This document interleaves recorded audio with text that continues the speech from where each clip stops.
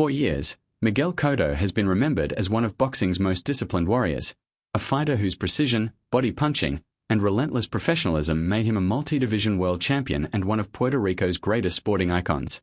Even after retirement, his name continues to carry weight in boxing conversations, not only because of what he achieved inside the ring but also because of the quiet curiosity fans still have about what his life became after stepping away from competition. Now at 45, discussions around him have shifted toward reflection, with fans and analysts revisiting what his long career truly demanded from him physically, mentally, and emotionally, and what he has gradually revealed over time confirms many of the things people already suspected about life after elite boxing. Cotto's career was defined by discipline and sacrifice from a very young age.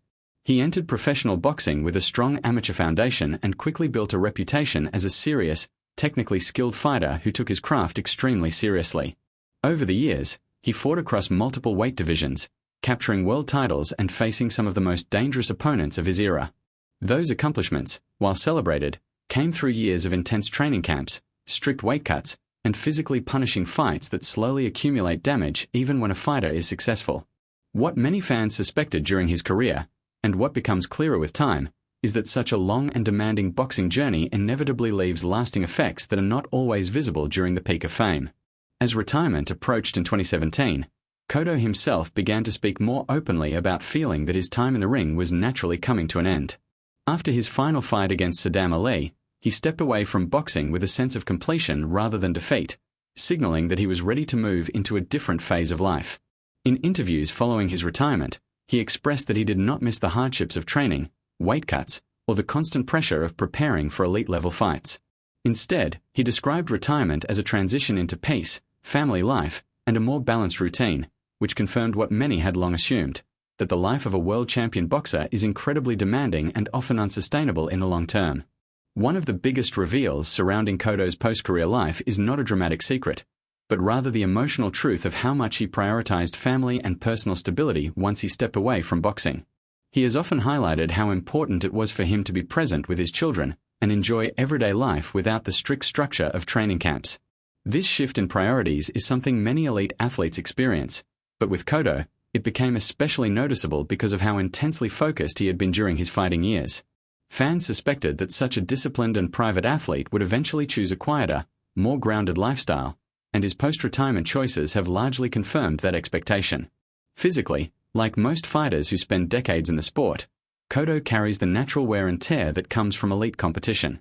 Boxing at the highest level involves repeated impacts, long-term strain on the body, and recovery processes that become more difficult with age. While he has not framed his story as one of tragedy, the reality is that years in the ring inevitably leave their mark. What fans often suspected, that even great champions pay a physical price later in life, is simply part of the truth of combat sports, and Cotto's career is no exception. Another aspect of his life that has become clearer over time is his continued connection to boxing, but in a different role. Rather than disappearing from the sport entirely, he has remained involved through promotion and supporting the development of younger fighters. This reflects a common path for retired champions who still feel connected to the sport that defined them but no longer wish to endure its physical demands. It also shows that his identity was never just about fighting, but about understanding boxing as a craft and passing that knowledge forward. Emotionally, Cotto's story after retirement reflects something many fans suspected but rarely see confirmed in detail, that stepping away from elite competition brings relief as much as it brings nostalgia. The pressure of constantly preparing for world-class opponents, managing expectations, and maintaining peak physical condition creates a level of stress that only fully becomes clear once it is gone. His calm and measured reflections in retirement suggest a man who understands both what he gained and what he sacrificed during his career. Ultimately, what Miguel Cotto has revealed at 45 is not a shoching hidden truth, but a mature and honest picture of life after boxing. The reality is that greatness in the ring comes with discipline, sacrifice, and long-term consequences that shape an athlete's later years.